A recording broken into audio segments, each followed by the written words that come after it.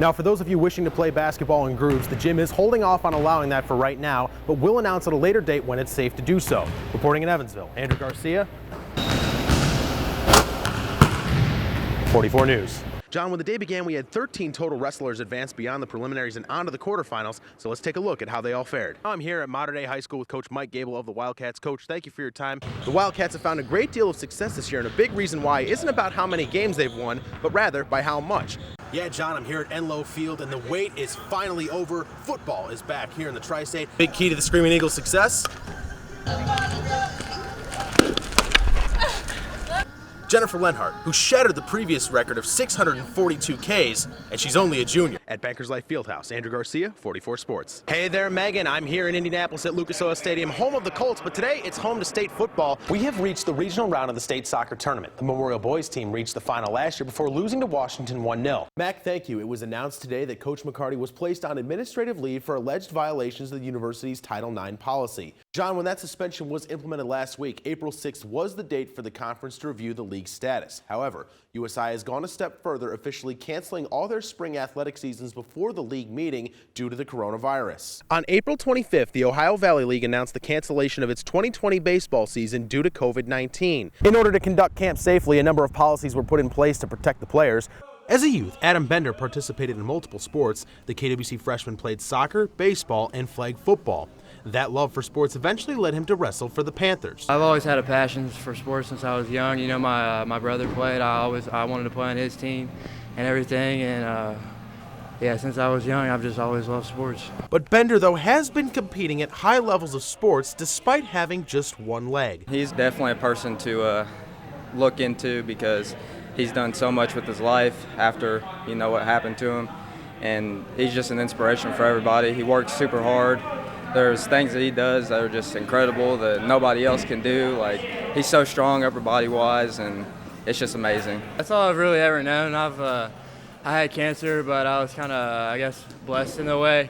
If I would have lost my leg when I was like 12 or 13, I definitely wouldn't be in the position I'm at, but I lost my leg when I was young, so I was able to adapt, and that's all I've really ever known. So it's not that different to me. As it turns out, when the coaching staff was recruiting him, the Lexington native was just who they were looking for. He brings a lot to the team. He's very optimistic in his situation.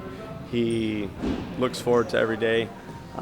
He's a guy that you can look to as a leader. He takes it in stride, and he's learning every day and making sure that he excels in this sport. He just gives different looks. Like, you don't wrestle a person with one leg at every tournament. It's just he gives different looks. You know, if you take him down, it's pretty hard to take him down because he's just so compact. Just pushes us all in the room and makes us all better. Bender hopes that his experience can inspire others to pursue their goals no matter the circumstances. Definitely never give up, you know. No matter what you're dealt with, it don't matter. You can get through it. You just got to work, and you got to trust yourself. You got to trust your training, and you just got to have heart. In June of this year, Owensboro's Julius Maddox set the American bench press record of 723.1 pounds. But just 7 years ago, Maddox was heading down the wrong path. In 2012, I got in trouble for trafficking drugs. And this time, there was no option to bond out of jail or get out of jail. So it was a time that either go to prison or get released to a recovery program. I chose a recovery program, which brought me here to Friends of Sinners. After substituting weights for drugs and alcohol, Maddox knew he could achieve greater feats in lifting. I remember that at one point, I had got to a place where we had every single weight in this basement on the bar, and I repped it out for about 3 repetitions. We added the weight up and it ended up being like 505 pounds. I was like, okay, well, I'm gonna see what I got. I'm gonna take it to a competition. Well, like a month later, after I hit that lift, I did my first competition at the barbecue festival in 2013, and I won it with a 525-pound bench press. I started training specifically for powerlifting, and in a year, I went from 525 to 620. Now, having beaten the American record, Maddox is preparing to break the world record of 738.5 pounds held by Kirill Sarchev of Russia. 2 weeks ago, I hit a 730-pound gym lift, and that's only 8 pounds. That's 8 pounds off from the all-time world record, well, 8.5. So I'm feeling pretty optimistic. You know, next week I'm gonna go in, I'm gonna smash it. Second chances don't come often, which is exactly why Maddox believes his experience is worth learning from. We all have a certain level of greatness. We just need to continue to fight until that greatness is revealed and be willing to go the lengths that it takes to get there.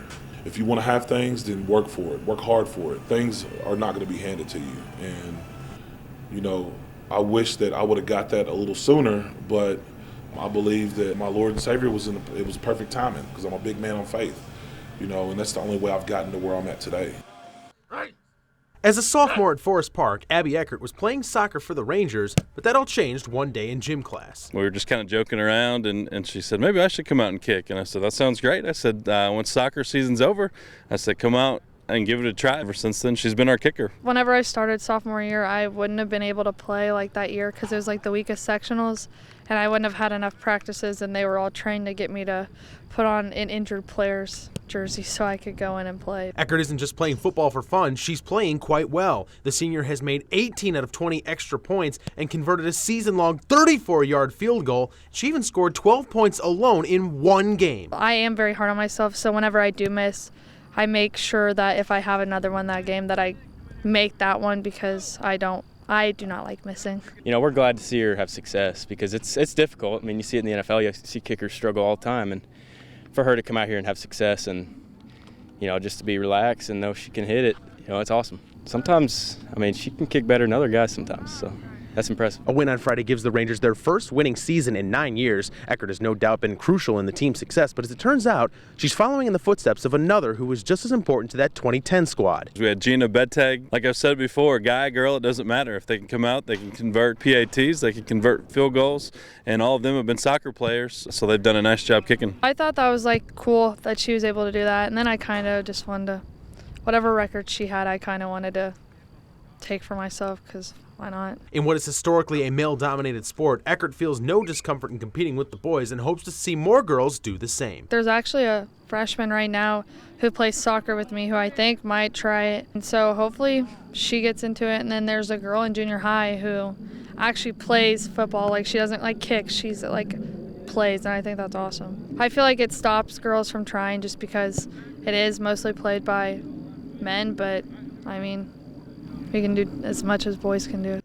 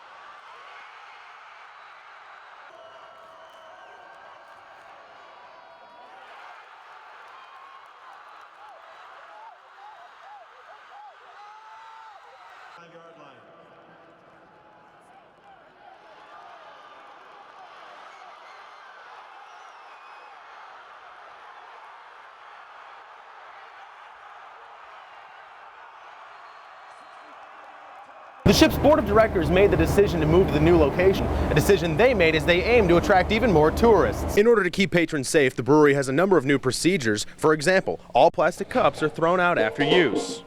And the return of sit-down services also provide greater economic opportunity for businesses that carry-out services alone do not allow. The Cabin Fever Virtual Camporee hasn't just drawn scouts from here in the tri-state. Organizers have gotten participants from different parts of the world. This approval of expanded seating required permission at the state level so that social distancing guidelines are followed. On Saturday morning, the LST 325 departed Marina Point for its new home off Riverside Drive. We have a good relationship with Tropicana and the city of Evansville. I'll tell you right now that I think this ship is really good for Evansville, and I know that Evansville has been good for this ship. Now it's time for a move to a little bit nicer place, and the place we're going to move to is going to be much, much nicer. You can't miss it. You come up Riverside, and right on the side of the building you see LST 325. The ship's board of directors made the decision to move to the new location, a decision they made as they aim to attract even more tourists. Location, location, location, that's it. Down there we're closed 30% of the year, December through April 1st, just because there's no people. And down here obviously there's people around the clock really. And so what was necessary as far to the Tropicana boat to find a place to go, and it did. And so that opened the door for us. Moving forward, the next phase involves preparing the ship so that tourists can come aboard for tours again. The biggest thing over there is being on the walkway. It's going to be really nice to have people walk by our location to be a part of the downtown buzz.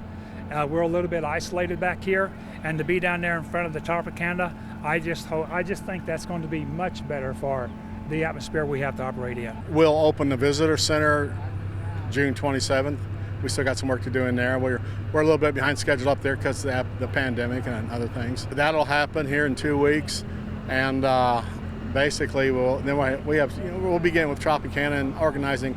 We hope to see a lot more military reunions because now we have the facilities to do it, and that's a big thing of what I'm looking forward to. 77 years later, after Sicily, Salerno, Omaha Beach on D-Day, it's finally get to rest for a while now. Reporting on the Ohio River, Andrew Garcia, 44 News.